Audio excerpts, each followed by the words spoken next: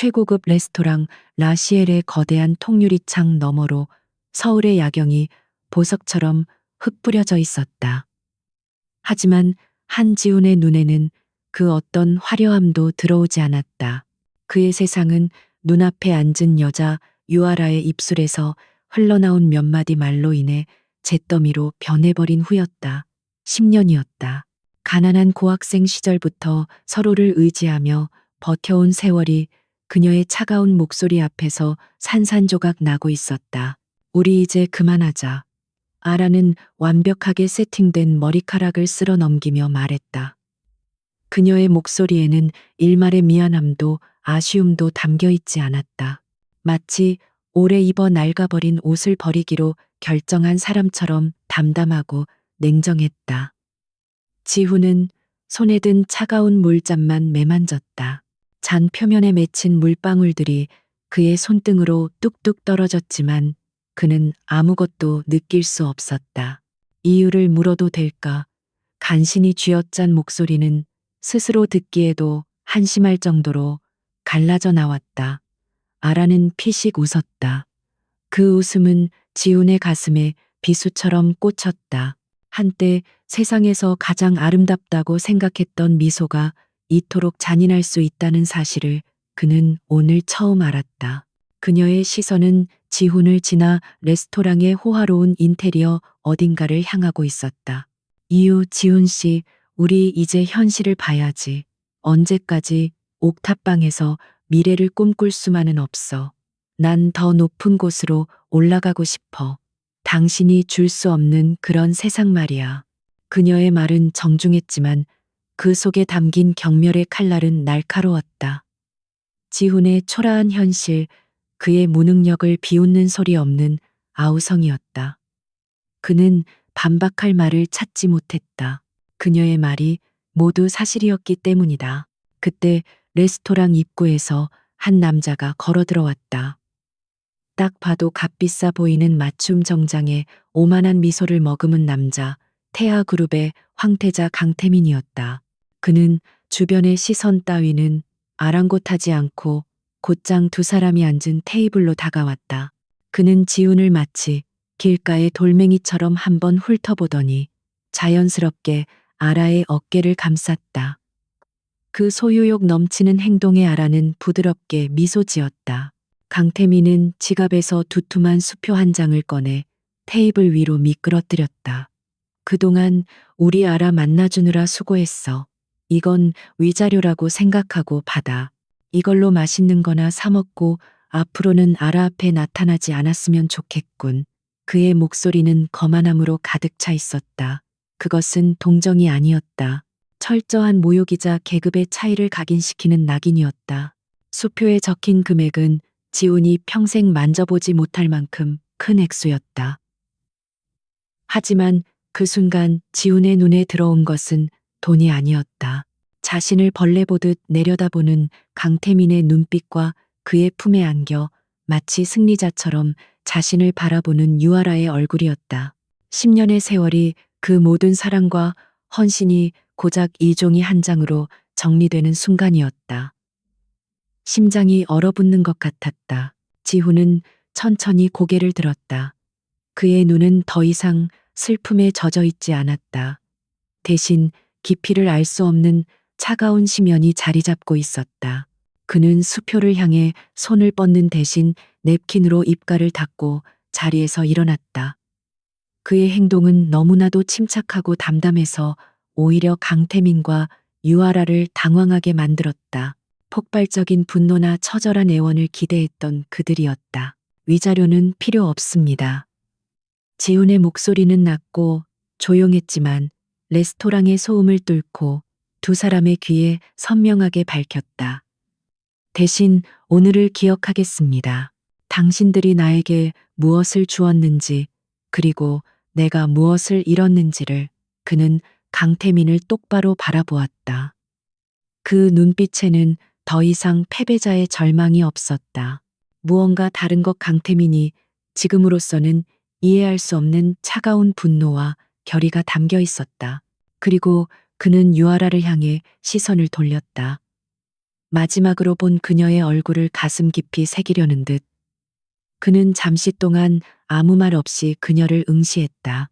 아라는 그의 변한 눈빛에 순간적으로 섬뜩함을 느꼈다.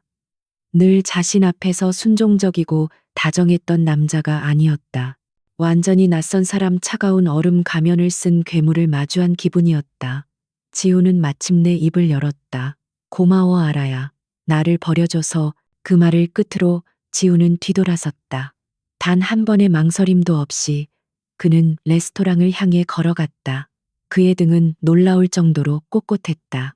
남겨진 강태민과 유아라는 잠시 동안 멍하니 그의 뒷모습을 바라보았다.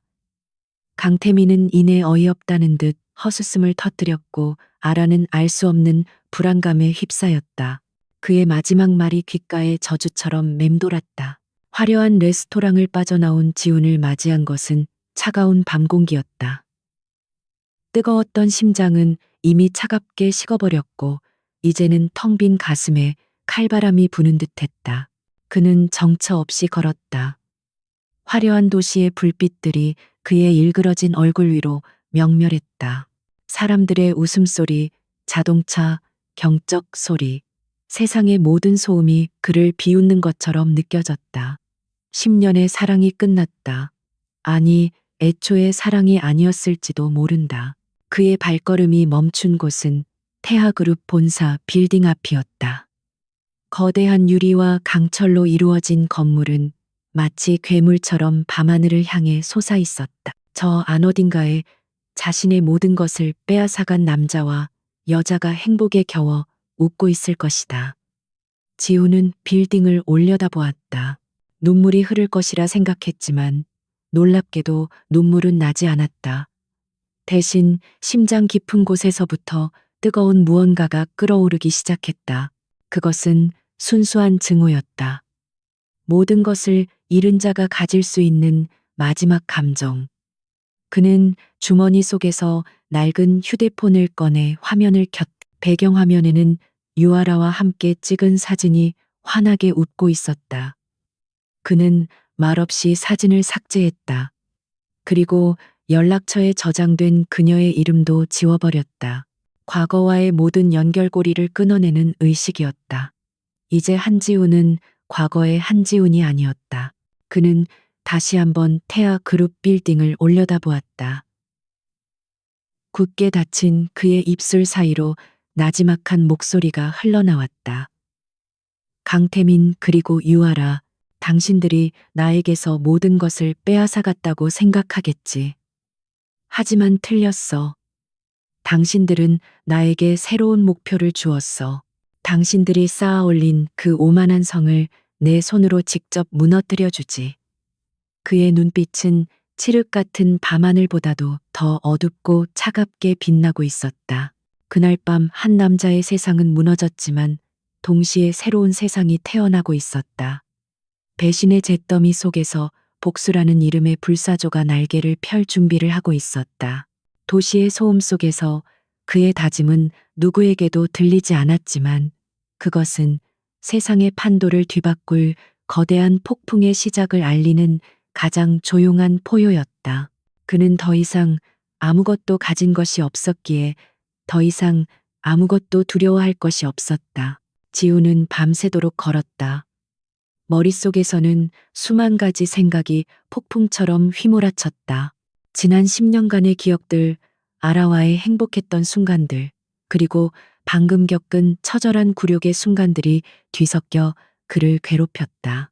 하지만 시간이 지날수록 슬픔과 상실감은 점차 옅어지고 그 자리를 냉정한 이성과 차가운 분노가 채워갔다. 그는 자신의 무력함을 뼈저리게 깨달았다. 돈과 권력이 없으면 사랑도 인간으로서의 존엄도 지킬 수 없다는 잔인한 현실을 직시했다. 그는 평범한 사람이 아니었다. 비록 가난 때문에 학업을 중단해야 했지만 그는 숨겨진 천재였다. 특히 숫자에 대한 감각과 시장의 흐름을 읽는 능력은 타의 추종을 불허했다. 지금까지는 그 능력을 오직 아라와의 소박한 미래를 위해 사용해왔다. 작은 주식 투자로 생활비를 벌고 더 나은 삶을 꿈꾸는 것이 전부였다. 하지만 이제 그 모든 것은 의미가 없어졌다. 그의 재능은 이제 새로운 주인을 만났다. 바로 복수심이었다. 동이 트기 시작할 무렵 지우는 자신의 옥탑방으로 돌아왔다. 좁고 허름한 방 안에는 아라와의 추억이 담긴 물건들이 가득했다. 그는 잠시 그것들을 바라보다가 망설임 없이 모두 쓰레기 봉투에 담기 시작했다. 함께 맞춘 컵, 여행지에서 사온 기념품, 그녀가 선물했던 낡은 스웨터까지 모든 것을 버리고 나니 텅 빈 방 안에는 오직 낡은 컴퓨터 한 대만이 덩그러니 남아 있었다. 지우는 컴퓨터 앞에 앉았다. 그리고 수년간 모아온 자신의 모든 투자 자료와 분석 데이터를 열었다.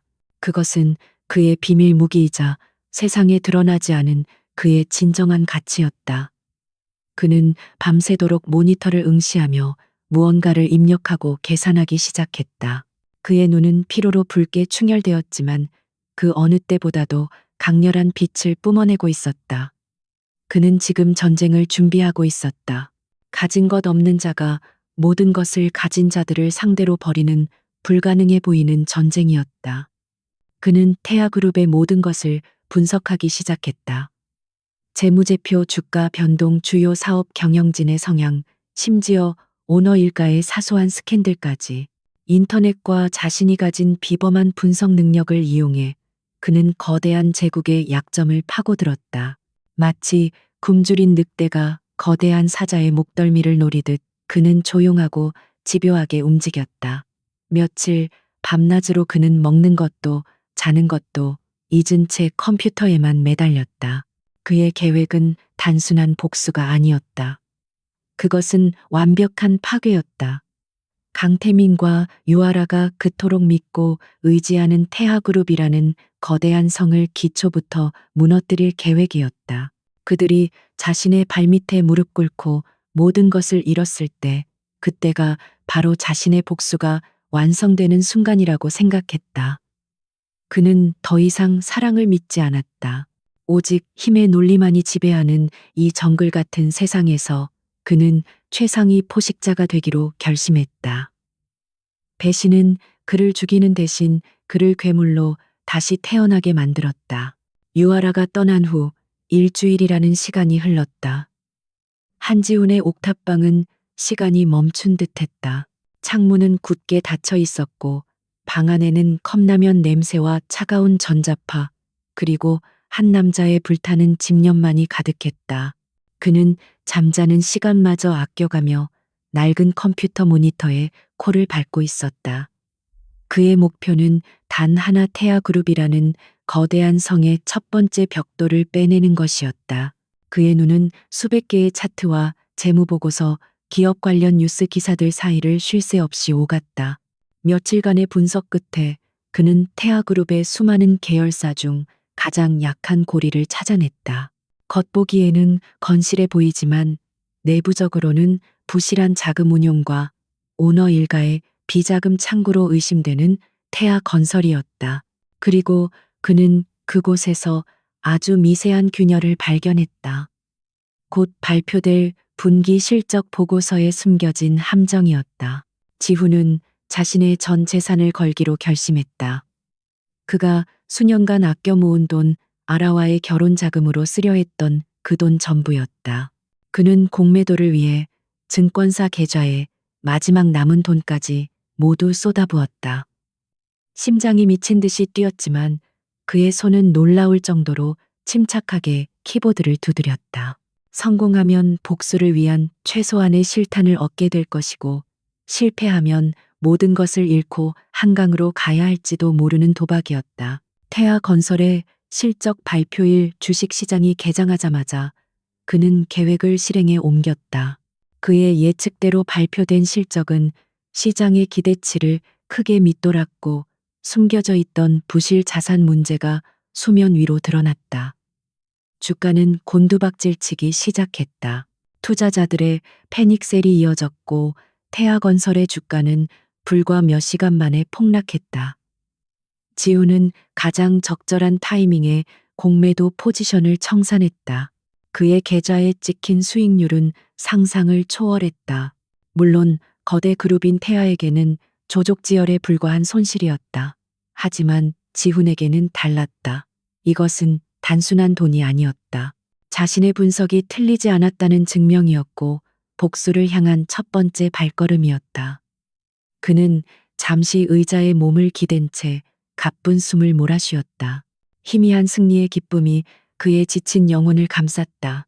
그러나 그 기쁨은 오래가지 못했다.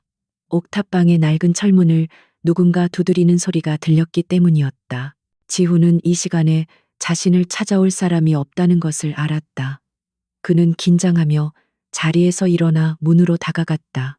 문을 열자 그의 앞에는 상상조차 해본 적 없는 광경이 펼쳐졌다. 잘 차려입은 경호원들이 복도 양옆으로 도열해 있었고 그 중심에는 서늘한 카리스마를 내뿜는 한 여자가 서 있었다. 그녀는 머리부터 발끝까지 최고급 명품으로 치장했지만 그 어떤 장신구도 그녀 자신의 존재감보다 빛나지는 못했다. 한지훈 씨 되십니까?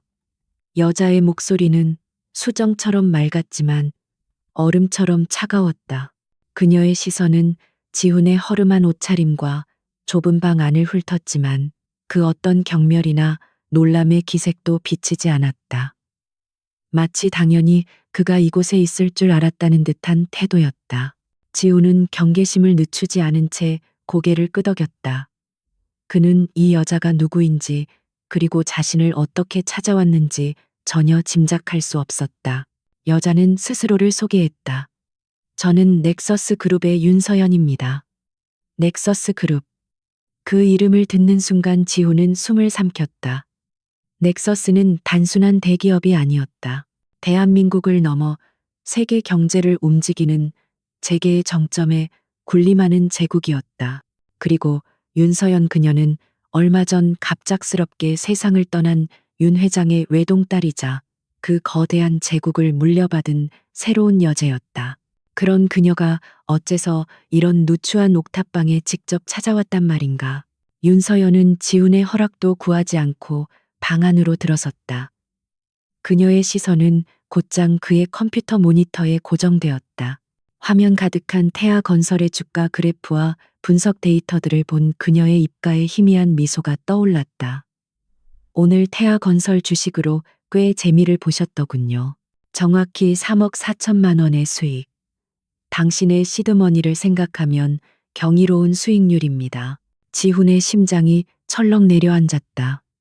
자신의 거래 내역을 그것도 이렇게 정확한 액수까지 파악하고 있다는 것은 보통 일이 아니었다.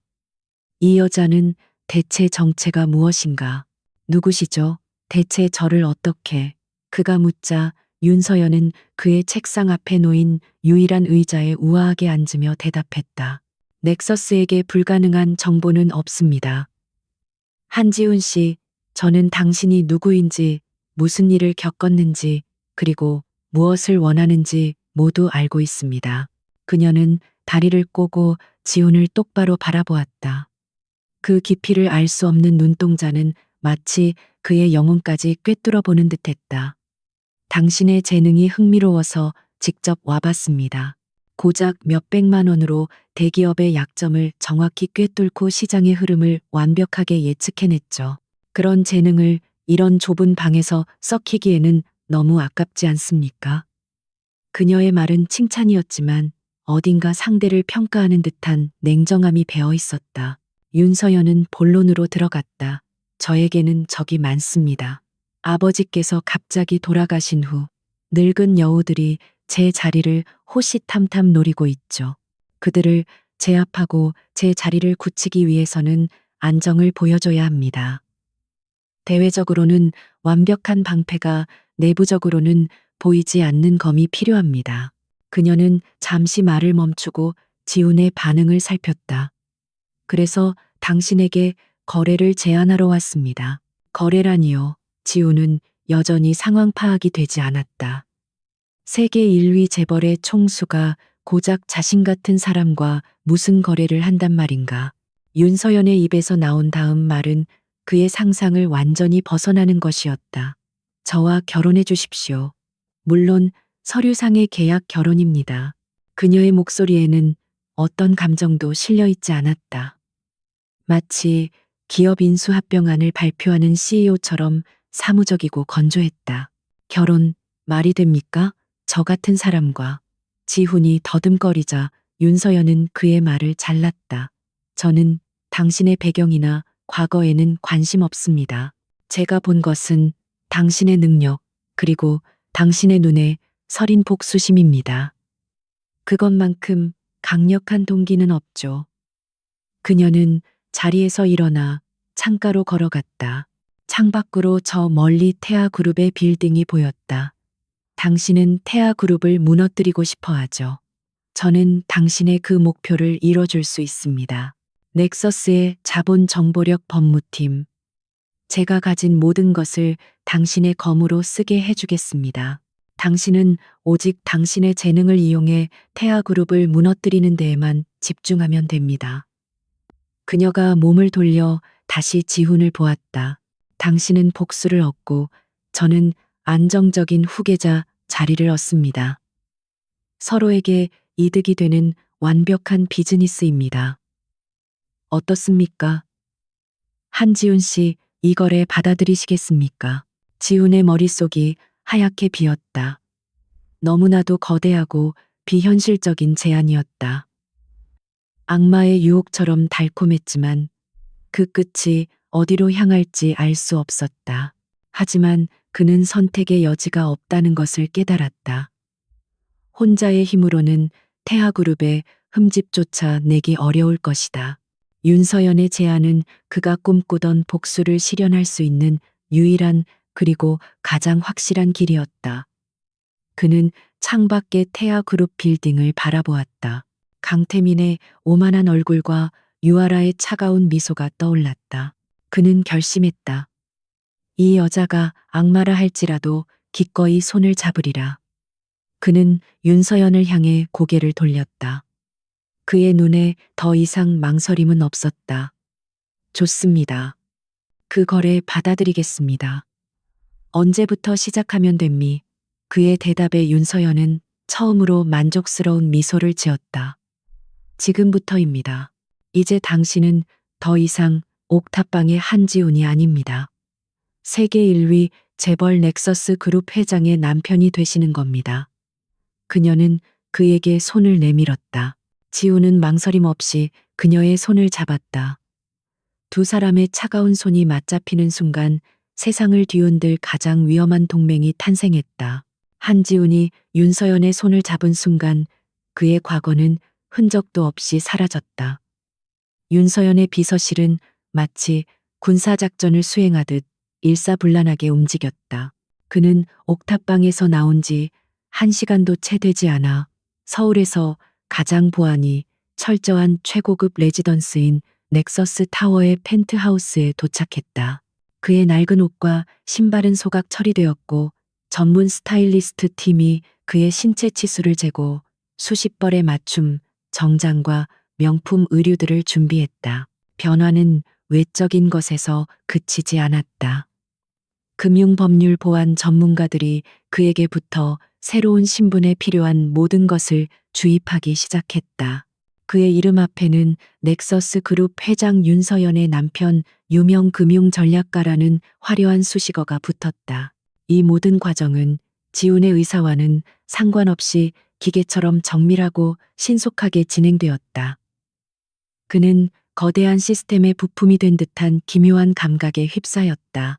며칠 후 대한민국은 하나의 뉴스로 발칵 뒤집혔다. 넥서스 그룹 윤서연 회장 비공개 결혼 상대는 베일에 쌓인 금융 전문가 한지훈.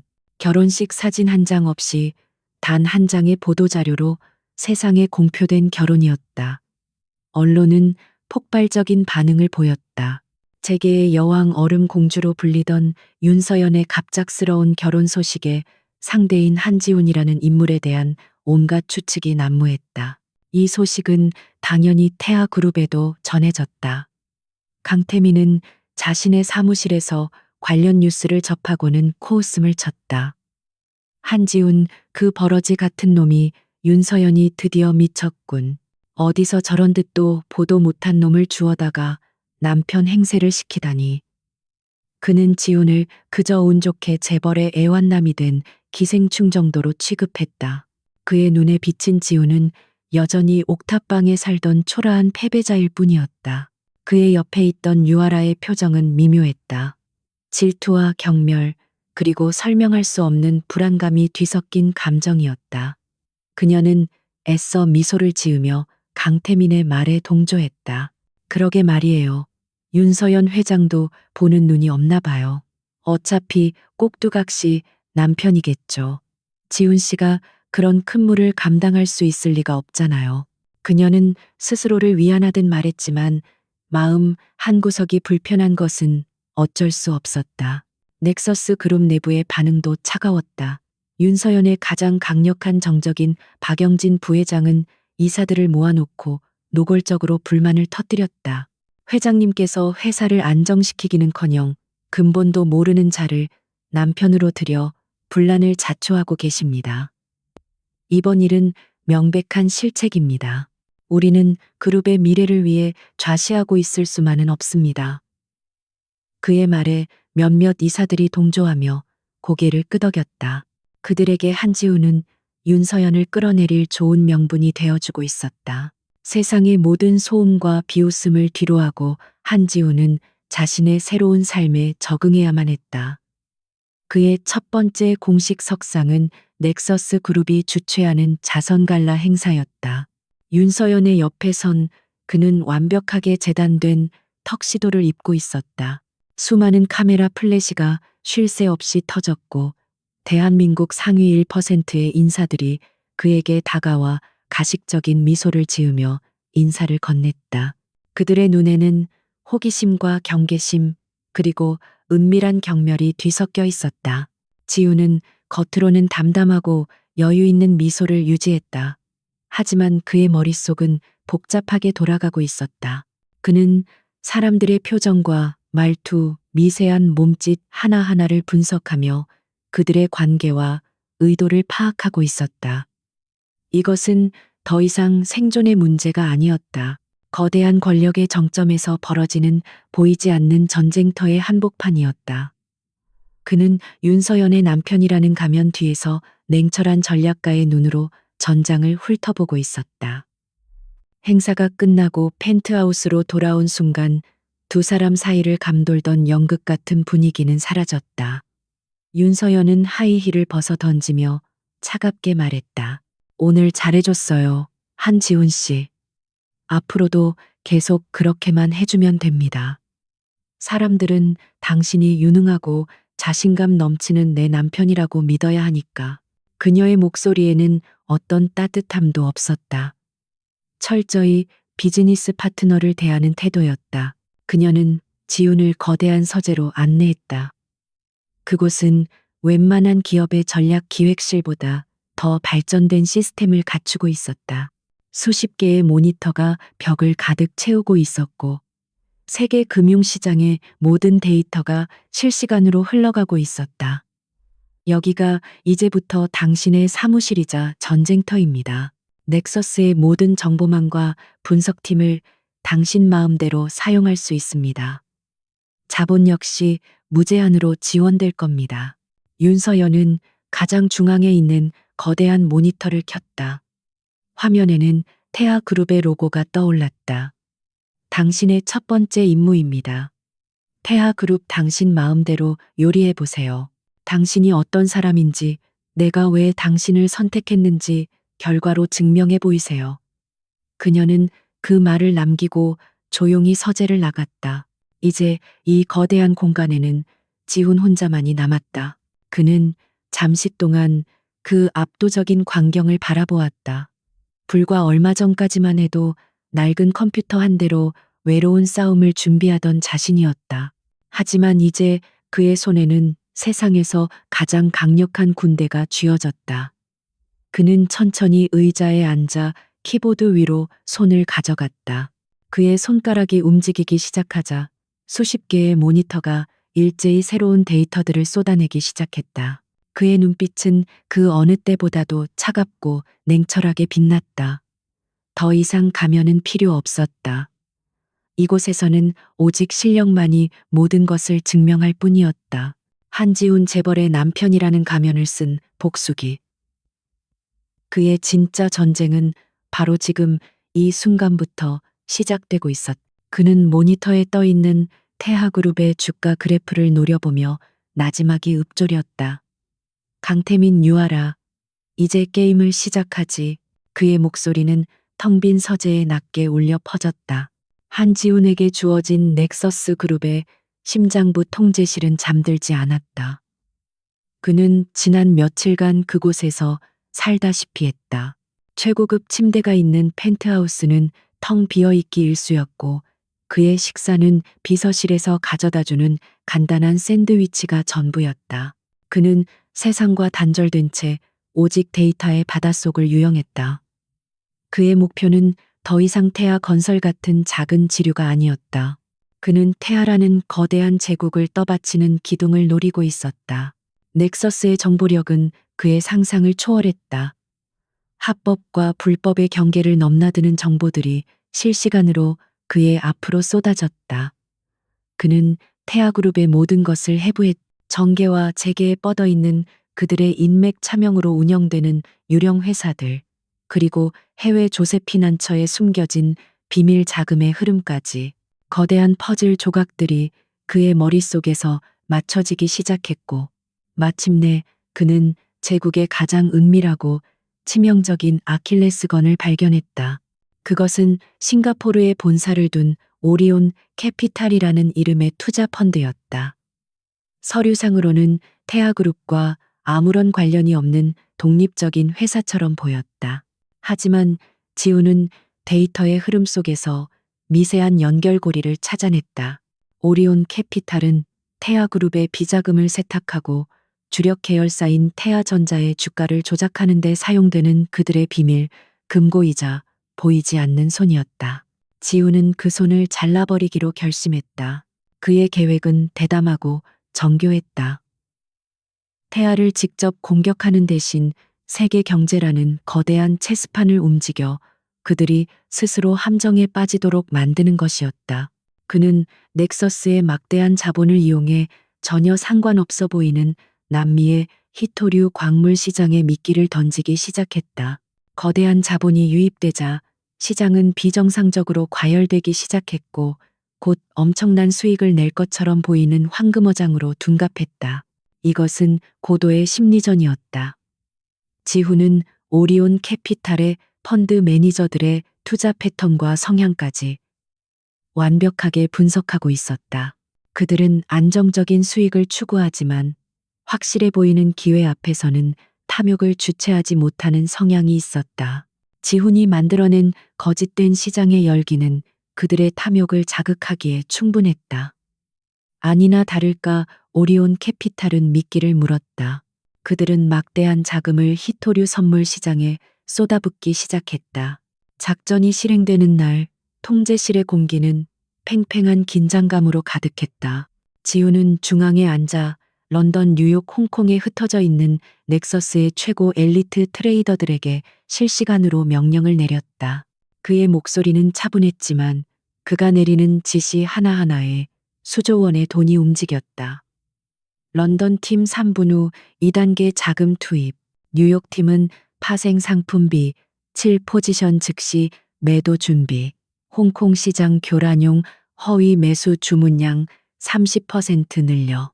그때 통제실 문이 조용히 열리고 윤서연이 들어왔다. 그녀는 아무 말 없이 팔짱을 낀 채 벽에 기대서서 지훈이 지휘하는 광경을 지켜보았다. 그녀의 등장은 지훈에게 압박감보다는 기묘한 안정감을 주었다.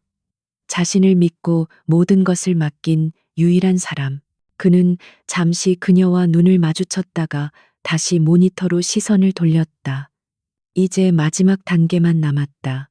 오리온 캐피탈이 모든 자본을 투입해 더 이상 발을 뺄 수 없는 순간이었다. 지금이다. 전부 청산해. 지훈의 명령이 떨어지자마자 넥서스의 모든 자본이 썰물처럼 히토류 시장에서 빠져나갔다. 거대한 자본이 사라지자 인위적으로 부풀려졌던 시장은 신기루처럼 붕괴하기 시작했다.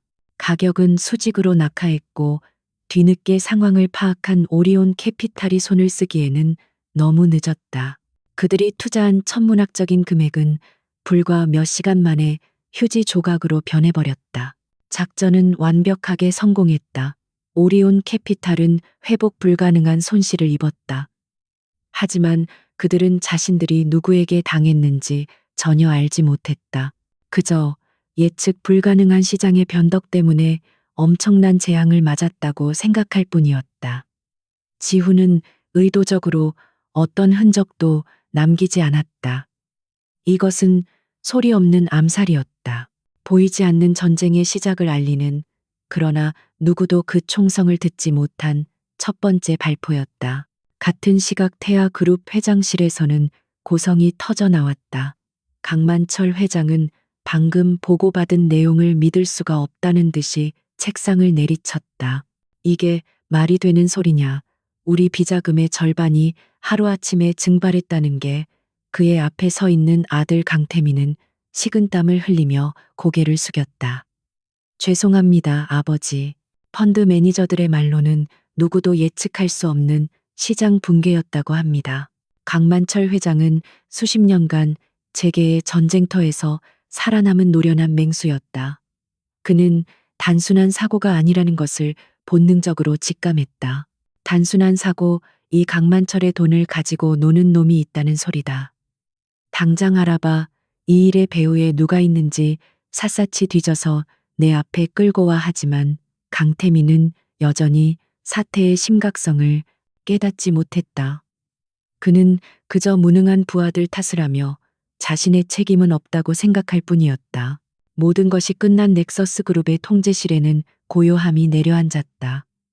지훈은 작전 결과를 정리한 보고서를 윤서연에게 건넸다. 그녀는 보고서를 훑어보더니 처음으로 지훈을 향해 감정이 섞인 표정을 지었다. 그것은 놀라움과 감탄이 뒤섞인 미묘한 표정이었다. 대단하군요, 한지훈 씨. 내가 예상했던 것 이상입니다. 그녀의 목소리는 여전히 차가웠지만 그 안에는 분명한 인정의 의미가 담겨 있었다. 그 한마디가 지훈에게는 그 어떤 보상보다도 값지게 느껴졌다. 그는 자신의 능력을 완벽하게 증명해 보였다. 이것은 단순한 복수의 시작이 아니었다. 세계 최고의 조력자와 함께하는 거대한 제국을 무너뜨리기 위한 위대한 전쟁의 서막이었다. 그는 조용히 대답했다. 이건 시작에 불과합니다, 회장님. 그의 눈은 다시 통제실 모니터에 떠 있는 태아그룹의 로고를 향했다. 첫 번째 기둥에 균열이 가기 시작했다. 오리온 캐피탈의 붕괴는 태아그룹 내부에 보이지 않는 지진을 일으켰다. 강만철 회장은 자신의 제국 어딘가에 배신자가 숨어 있거나 혹은 정체를 알 수 없는 적이 자신을 노리고 있다는 사실을 직감했다. 그의 의심은 편집증이 되어 그룹 전체를 짓눌렀다. 비밀리에 내부 감사가 시작되었고 수십 년간 그에게 충성해온 임원들조차 서로를 의심의 눈초리로 바라보게 되었다. 그룹의 분위기는 살얼음판처럼 차갑고 위태로워졌다. 하지만 폭풍의 눈 속에 있는 강태민은 여전히 태평했다. 그는 아버지의 분노를 그저 늙은 사자의 신경질적인 포효 정도로 여겼다. 그의 관심은 오직 유아라와의 세기의 결혼식을 화려하게 치르는 것에 쏠려 있었다. 그는 최고급 호텔 예식장을 예약하고 유럽에서 가장 유명한 디자이너의 웨딩드레스를 공수하며 돈을 물쓰듯 했다.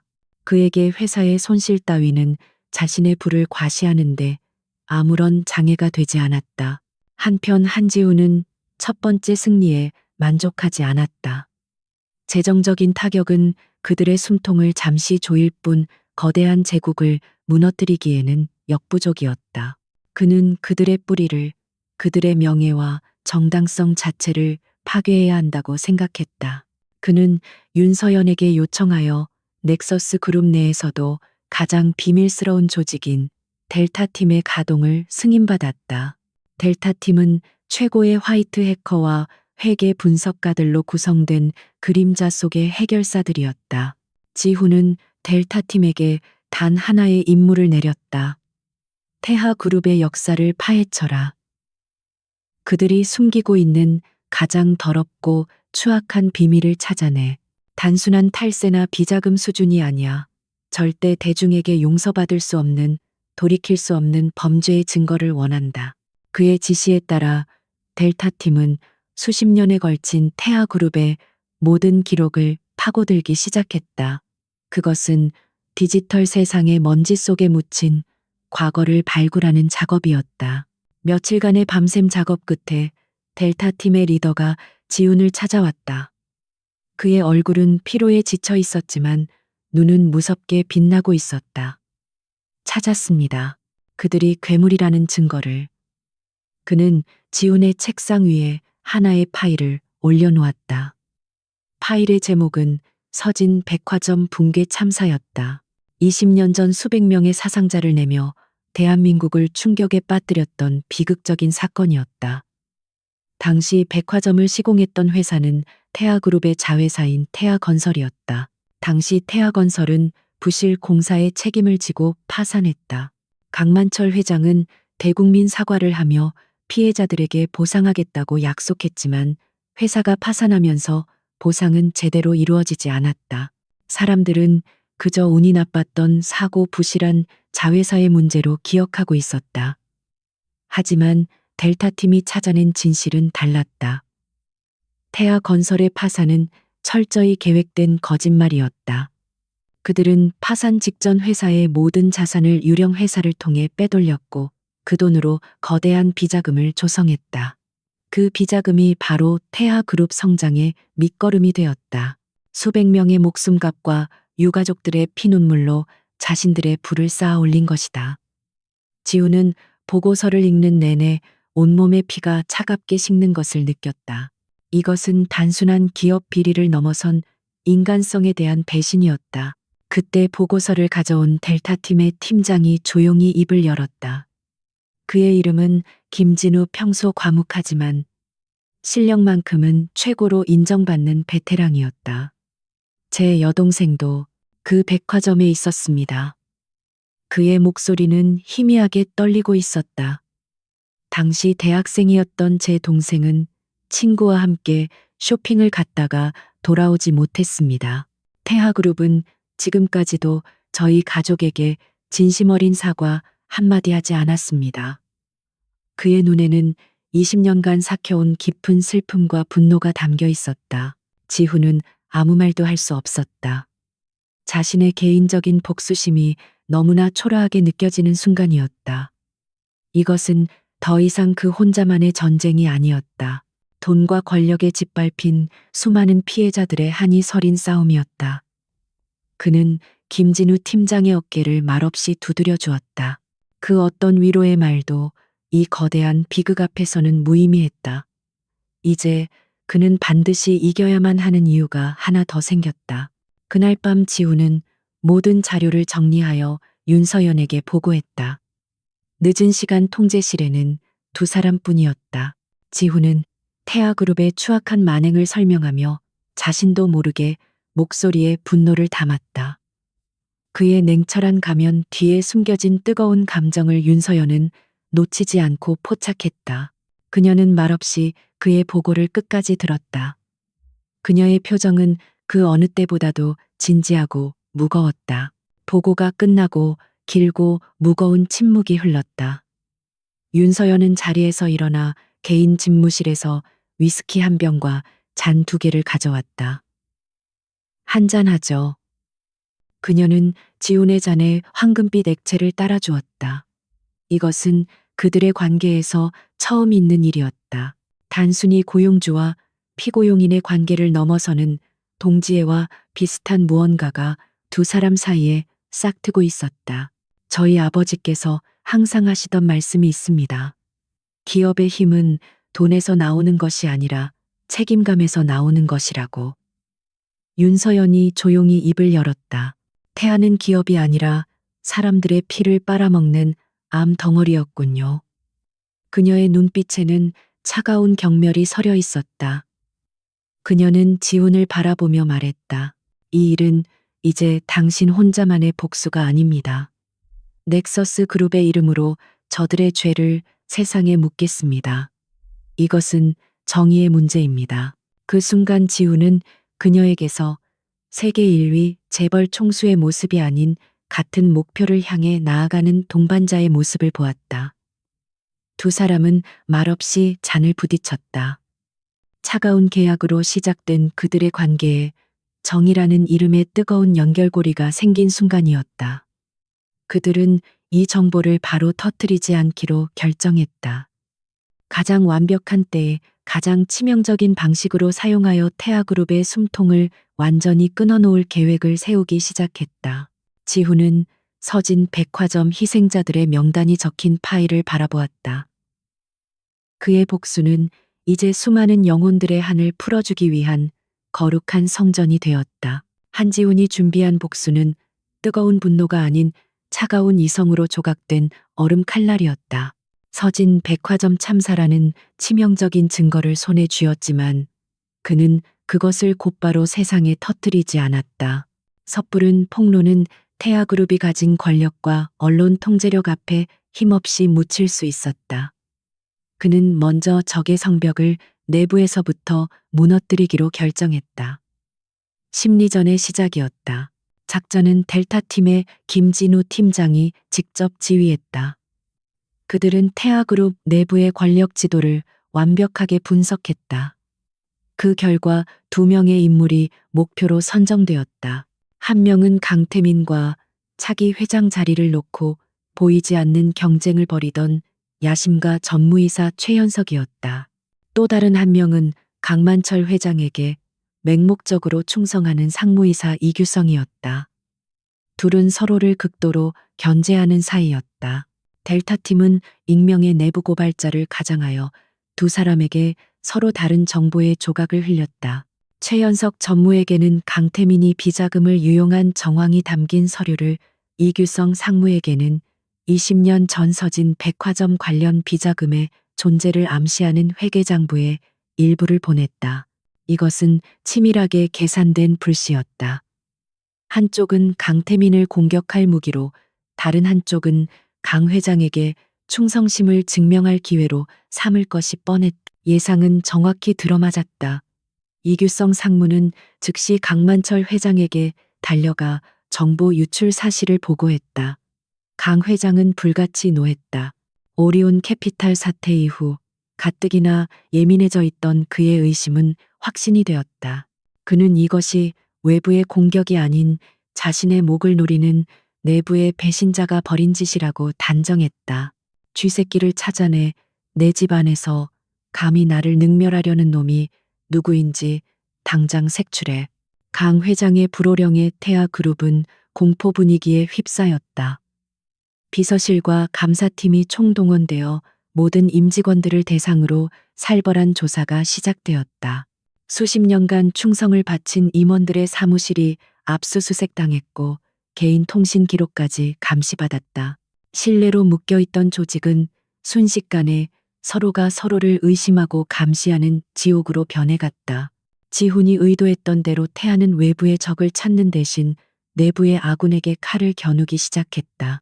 한편 최연석 전무에게 정보를 받은 강태민은 분노로 이성을 잃었다. 그는 이것이 최연석의 계략이라고 확신하고는 이사회나 감사팀을 거치는 대신 직접 그를 손보기로 결정했다. 그는 자신이 관리하는 용역업체 직원들을 동원해 퇴근하던 최연석 전무를 납치하여 폭행하고 협박했다. 한 번만 더 내 뒤를 캐면 그땐 당신 가족들까지 무사하지 못할 줄 알아. 오만함이 부른 최악의 실수였다. 강태민은 자신의 행동이 완벽한 비밀 속에서 이루어졌다고 믿었지만 그 모든 과정은 지훈의 손바닥 안에 있었다.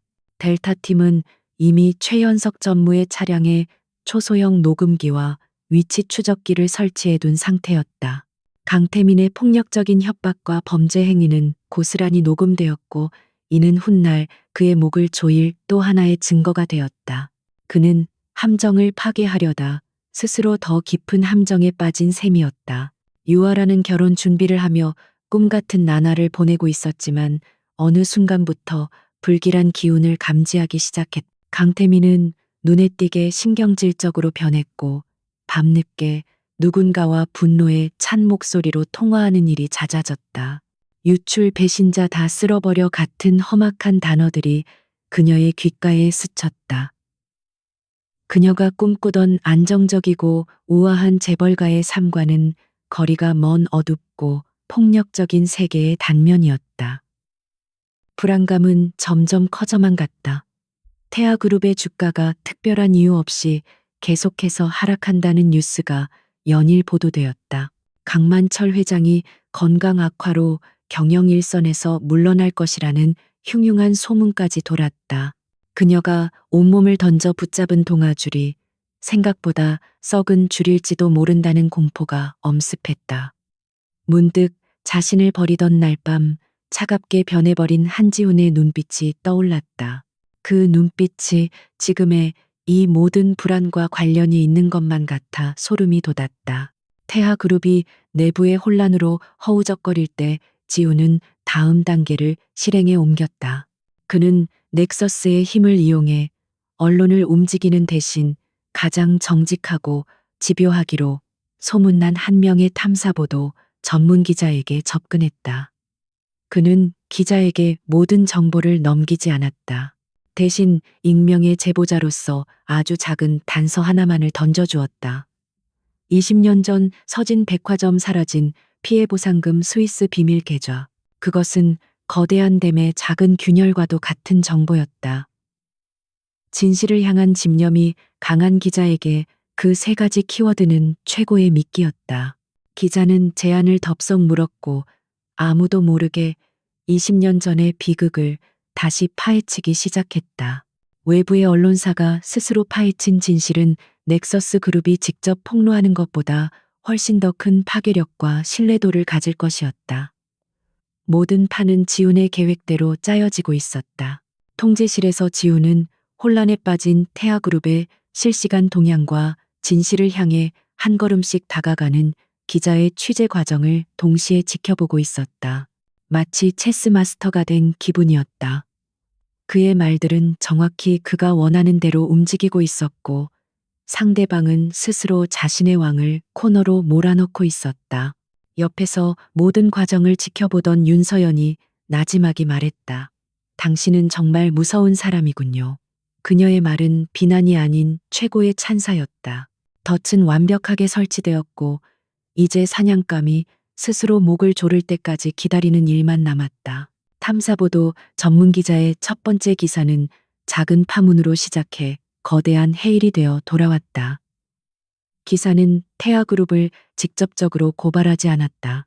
대신 20년 전 잊혀진 비극 서진 백화점 유가족들의 끝나지 않은 눈물이라는 제목 아래 사라진 보상금의 행방과 당시 태아건설의 의심스러운 파산 절차에 대해 날카로운 질문을 던졌다.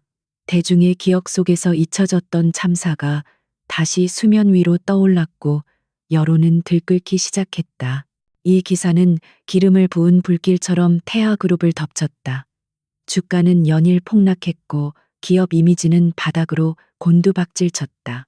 내부의 배신자를 찾으려던 강만철 회장의 광기는 극에 달했지만 아무런 성과도 없었다. 궁지에 몰린 그와 강태민은 최악의 수를 두기로 결정했다. 의혹에 대해 해명하는 대신 이 모든 것이 경쟁사인 넥서스 그룹의 음해 공작이라며 역공을 펼치기로 한 것이다. 그들은 자신들의 오만함이 곧 파멸의 길이라는 것을 깨닫지 못했다. 강태민은 긴급 기자회견을 자청했다. 수백 명의 기자들 앞에서 그는 격앙된 목소리로 연설을 시작했다. 존경하는 국민 여러분, 지금 태아그룹은 비열한 음해 공작에 시달리고 있습니다. 넥서스 그룹은 정상적인 경쟁이 아닌 거짓 선동으로 저희를 무너뜨리려 하고 있습니다. 그는 이 모든 혼란의 배후에 넥서스 그룹이 있으며 특히 그 중심에 정체불명의 사기꾼 한지훈이 있다고 주장했다. 그의 공격은 점점 더 노골적으로 변했다. 한지훈이 대체 누굽니까? 갑자기 나타나 재벌 회장의 남편이 된 과거조차 불분명한 유령 같은 인물입니다. 그는 윤서연 회장을 등에 업고 저희 태아를 음해하며 시장 질서를 교란하고 있습니다. 강태민은 지훈의 과거를 조작한 허술한 증거 자료들을 제시하며 그를 파렴치한 기회주의자로 몰아갔다. 그의 목표는 단 하나 한지훈과 넥서스의 신뢰도를 떨어뜨려 현재의 위기에서 벗어나는 것이었다. 강태민의 기자회견은 전국에 생중계되었고 세상의 모든 눈과 귀가 이 거대한 재벌 전쟁에 쏠렸다. 넥서스 그룹 내부에서도 위기감이 고조되었다. 박영진 부회장을 비롯한 반대파들은 이번 스캔들이 윤서연을 끌어내릴 절호의 기회라고 생각하며 은밀하게 미소 지었다. 모두가 넥서스 그룹과 윤서연이 어떻게 대응할지 숨죽여 지켜보고 있었다. 그들이 침묵하거나 어설프게 대응한다면 태아의 역공은 성공할 수도 있었다. 하지만 이것이야말로 한지훈과 윤서연이 기다려온 순간이었다. 태아 그룹이 스스로 판을 깔아준 공개 처형되었다. 넥서스 그룹은 강태민의 기자회견이 끝나자마자 바로 다음 날 반박 기자회견을 열겠다고 공표했다. 세상의 관심이 최고조에 달한 바로 그 순간 그림자 속에 있던 한지훈이 처음으로 세상 앞에 자신의 모습을 드러내기로 결정했다. 윤서연의 남편이 아닌 한 명의 독립된 전략가로서 말이다. 다음 날 기자회견장은 발 디딜 틈 없이 붐볐다. 수많은 카메라 플래시가 터지는 가운데 한지훈이 윤서연과 함께 단상에 올랐다. 어제의 강태민과는 달리 그의 표정은 놀라울 정도로 차분하고 담담했다. 그는 먼저 자신에게 쏟아진 인신공격에 대해 입을 열었다. 어제 강태민 상무께서 저의 과거에 대해 많은 말씀을 하셨습니다. 좋습니다. 제 과거는 보잘것없을지도 모릅니다. 하지만 과거가 부끄러운 사람이 미래를 이야기할 자격이 없는 것은 아닙니다. 그의 침착하고 논리적인 대응에 장내는 순간 조용해졌다. 이어서 그는 본론으로 들어갔다. 태하그룹은 저희가 음해 공작을 벌이고 있다고 주장합니다. 분명히 말씀드리지만 저희는 진실에 관심이 있을 뿐입니다. 그 순간 기자회견장 대형 스크린에 하나의 영상 파일이 재생되기 시작했다. 어두운 지하 주차장 여러 명의 남자들에게 둘러싸여 폭행당하는 최현석 전무의 모습이었다. 그리고 뒤이어 강태민의 목소리가 장내에 울려 퍼졌다. 한 번만 더 내 뒤를 캐면 그땐 당신 가족들까지 무사하지 못할 줄 알아.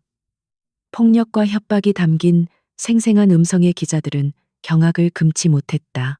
영상이 끝나자 지훈이 마이크를 잡았다. 이것이 태아그룹이 내부의 의문에 답하는 방식입니다. 진실이 아닌 폭력으로 입을 막는 것, 과연 떳떳한 기업의 모습이라고 할 수 있겠습니까? 충격이 가시기도 전에 지훈은 두 번째 폭탄을 터뜨렸다. 스크린에는 복잡한 은행 거래 내역서가 나타났다. 이 자료는 20년 전 서진 백화점 피해 보상금이 어떻게 태아그룹의 스위스 비밀 계좌로 흘러 들어갔는지 보여주는 증거의 일부입니다. 그는 최근 탐사보도 기사를 언급하며 말했다. 언론이 제기하는 의혹은 음해가 아닙니다. 피해자들을 위해 그리고 사회 정의를 위해 반드시 답해야만 하는 질문입니다. 마지막으로 그는 카메라를 정면으로 응시하며 말했다. 저희 넥서스 그룹은 검찰이 이 모든 의혹에 대해 성역 없는 수사를 진행해 줄 것을 강력히 촉구합니다. 그 말을 끝으로 기자회견장은 아수라장이 되었다. 기자들의 질문이 폭포수처럼 쏟아졌다. 이 모든 광경은 TV를 통해 전국으로 송출되고 있었다. 사무실에서 기자회견을 지켜보던 강만철 회장과 강태민은 망연자실한 표정으로 굳어버렸다. 그들은 자신들이 파놓은 함정에 스스로 빠졌다는 것을 너무 늦게 깨달았다. 오만의 대가는 이제부터 시작이었다. 한지훈의 기자회견은 태아그룹이라는 거대한 배의 선체에 치명적인 구멍을 뚫어버렸다. 태아 게이트라는 이름으로 명명된 이 사건은 대한민국 전체를 뒤흔드는 스캔들로 번졌다. 들끓는 여론에 등 떠밀린 검찰은 즉시 특별 수사팀을 꾸려 태아 그룹에 대한 대대적인 압수수색에 착수했다. 강만철 회장과 강태민은 출국 금지 조치를 당했고 핵심 피의자 신분으로 연일 검찰청 포토라인에 서야만 했다. 강씨 부자의 오만한 표정은 사라진 지 오래였다. 수십 년간 쌓아 올린 철옹성은 신기루처럼 허물어지고 있었다. 그들이 법적 사회적 비난에 정신없이 얻어맞고 있는 동안 한지훈은 그들의 숨통을 끊을 마지막 공격을 준비하고 있었다. 그는 태아그룹이 법의 심판으로 무너지는 것만으로는 부족하다고 생각했다. 그들의 제국 자체를 해체하여 그 조각들을 넥서스의 영토로 흡수해버릴 계획이었다. 그의 목표는 태아그룹의 심장이자 가장 핵심적인 수익권인 태아전자였다. 태아전자는 반도체 분야에서 세계적인 기술력을 보유한 알짜 기업이었다. 지훈은 윤서연의 최종 승인을 받아 넥서스 그룹의 이름으로 태아 전자에 대한 적대적 인수합병, 즉 MA를 공식적으로 선언했다. 이것은 제게에 던져진 핵폭탄과도 같은 선언이었다. 단순한 경쟁을 넘어 한 기업이 다른 기업을 완전히 집어삼키겠다는 노골적인 전쟁 포고였다. 넥서스는 현재 주가에 상당한 프리미엄을 얹은 가격으로 주식 공개 매수를 제안했다. 동시에 지우는 태아전자의 소액 주주들과 국내외 기관 투자자들을 상대로 위임장 대결을 준비했다.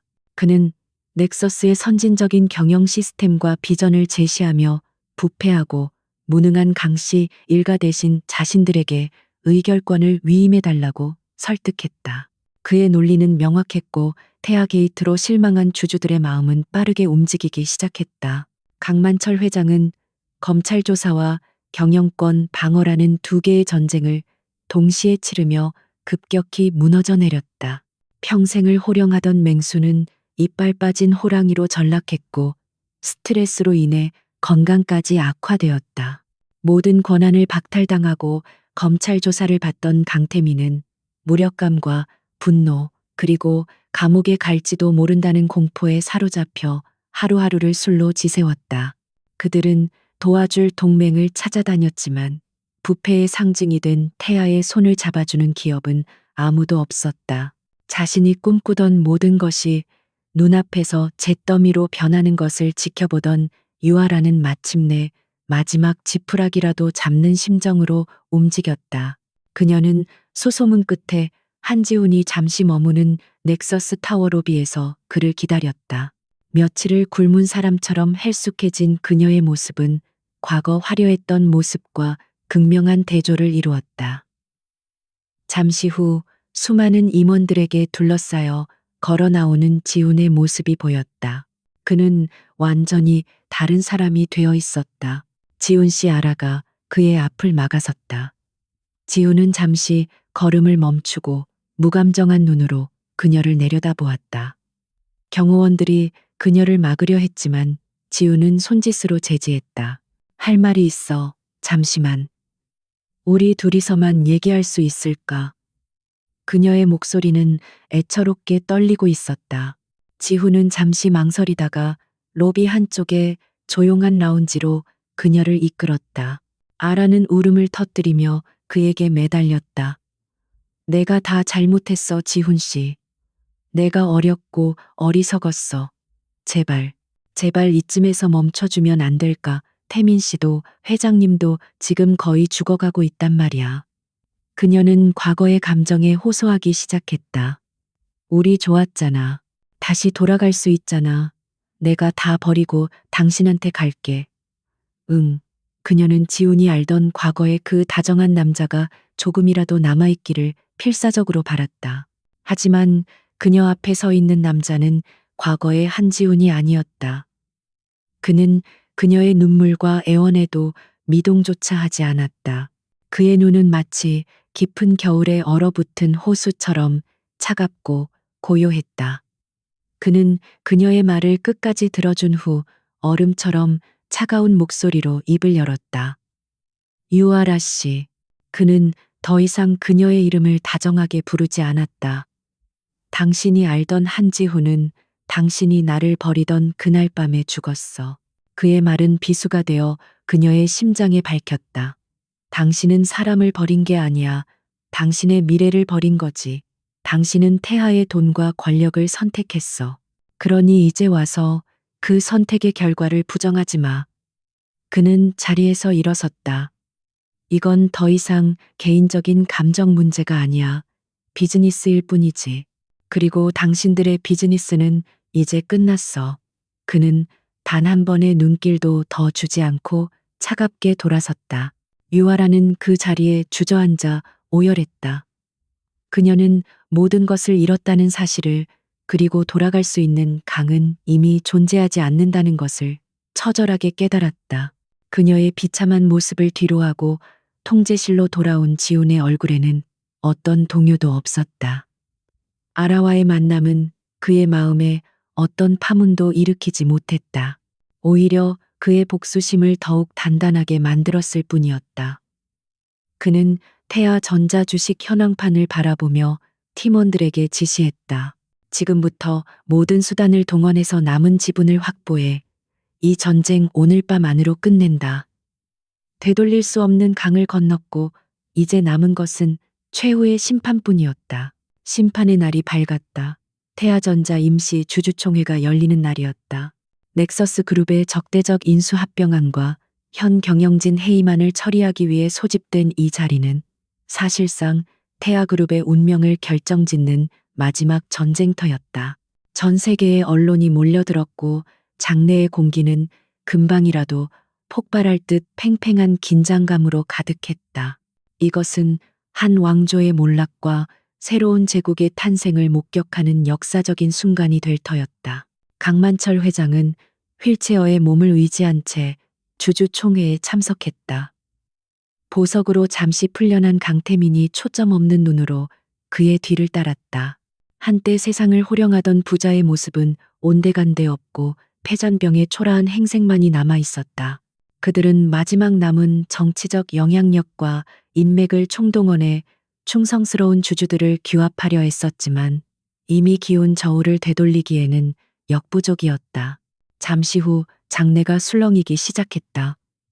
한지훈과 윤서연이 모습을 드러냈다.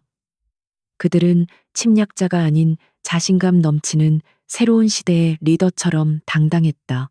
모든 스포트라이트가 지훈에게 쏠렸다.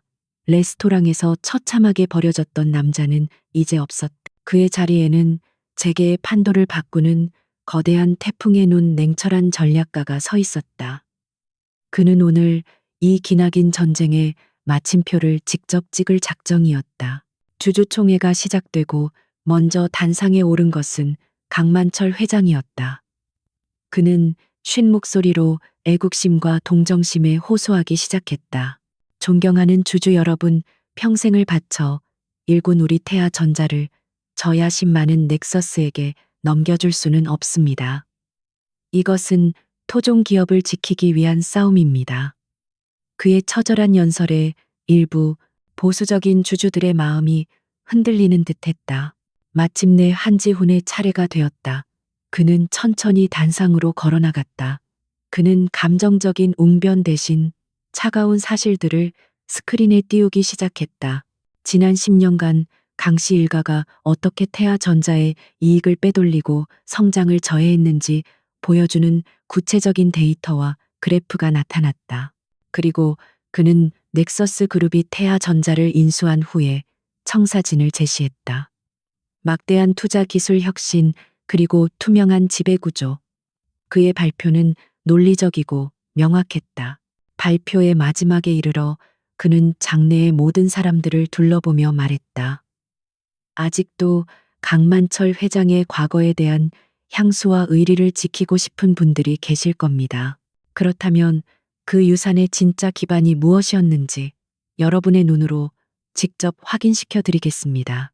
그 순간 스크린에는 서진 백화점 참사 진실 보고서라는 붉은색 제목이 떠올랐다. 장내는 숨을 죽였다. 지훈은 20년 전의 추악한 진실을 하나씩 꺼내놓기 시작했다.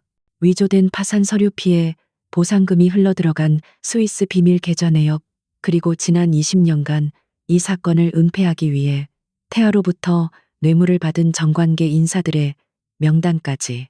마지막으로 그는 델타팀이 복원해낸 강만철 회장이 직접 범죄를 지시하는 내용이 담긴 낡은 녹음 파일을 재생했다. 죽은 놈들은 말이 없는 법이야. 산 놈들 입만 막으면 돼. 추악한 진실이 드러나는 순간 주주총회장은 경악과 분노로 가득 찬 아수라장이 되었다.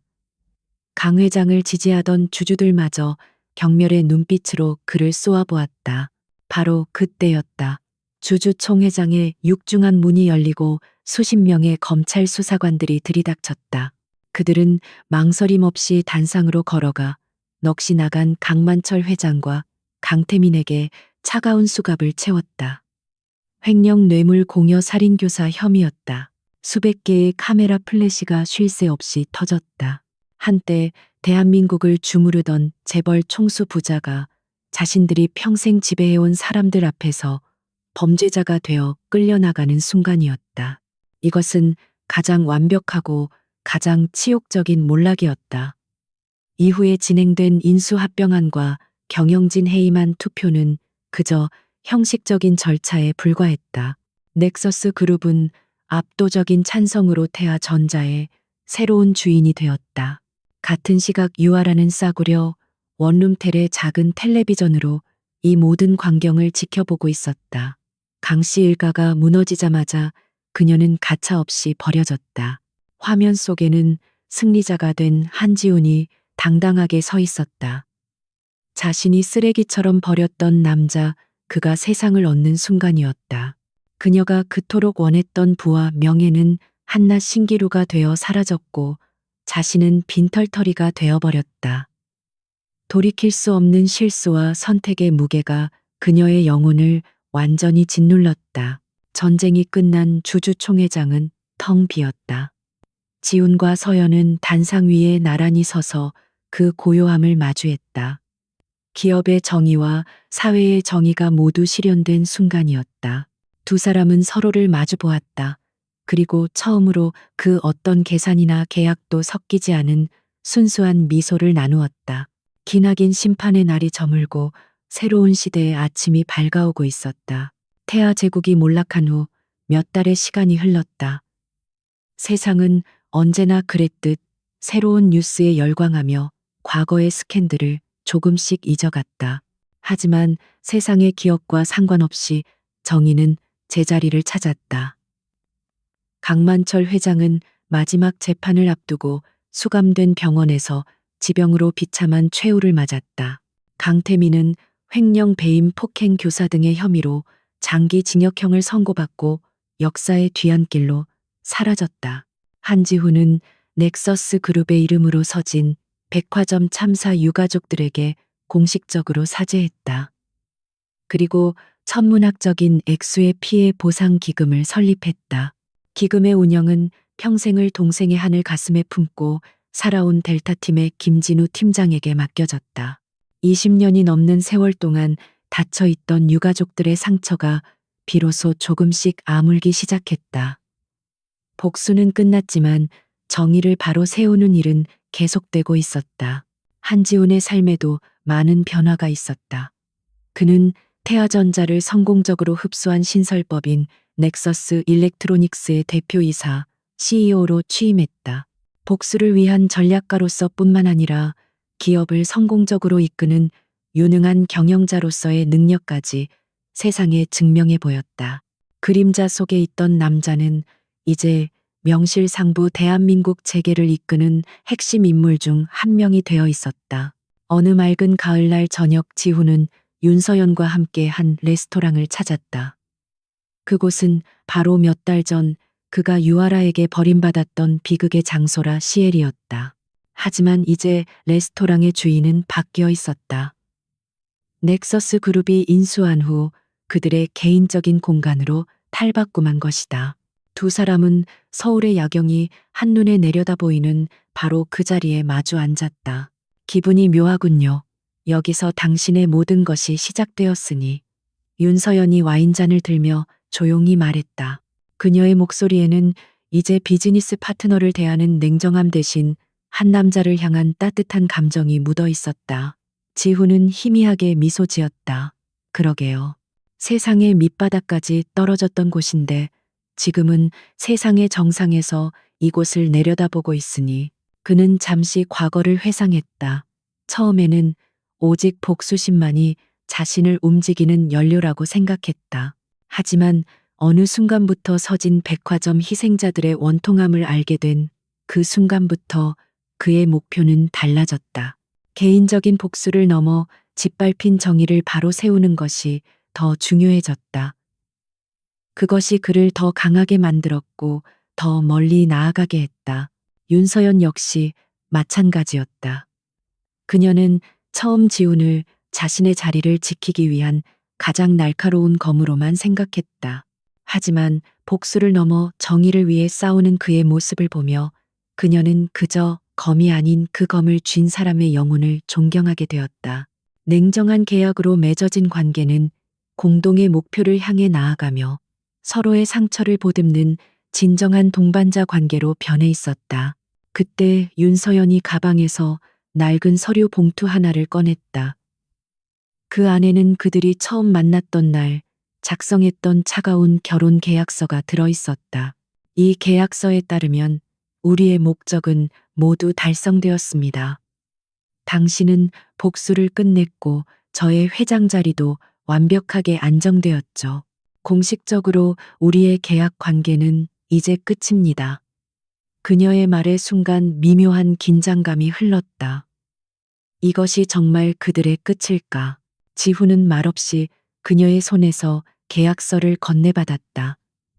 그는 계약서의 조항들을 읽어보는 대신 망설임 없이 그것을 반으로 찢어버렸다.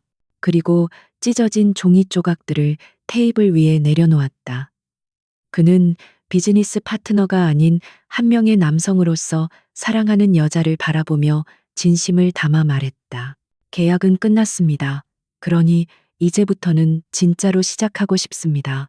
그는 자리에서 일어나 그녀의 앞으로 다가가 한쪽 무릎을 꿇었다. 나의 복수를 위해 당신을 이용했습니다. 하지만 이제는 나의 남은 평생을 당신을 행복하게 하는데 사용하고 싶습니다. 윤서연 씨, 저와 진짜로 결혼해 주시겠습니까? 그의 목소리에는 어떤 계산도 전략도 없었다. 오직 한 사람을 향한 순수하고 절실한 사랑만이 담겨 있었다. 윤서연의 눈에 처음으로 눈물이 고였다. 얼음 공주라 불리던 그녀의 얼굴에 세상에서 가장 아름답고 따뜻한 미소가 피어났다. 그녀는 고개를 끄덕이며 대답했다. 네, 좋아요. 당신과 함께라면. 지훈은 그녀의 손에 반지를 끼워 주었고 두 사람은 서로를 따뜻하게 안았다. 차가운 계약으로 시작된 인연이 비로소 진정한 사랑의 결실을 맺는 순간이었다. 두 사람은 나란히 서서 통유리창 너머로 펼쳐진 서울의 야경을 바라보았다.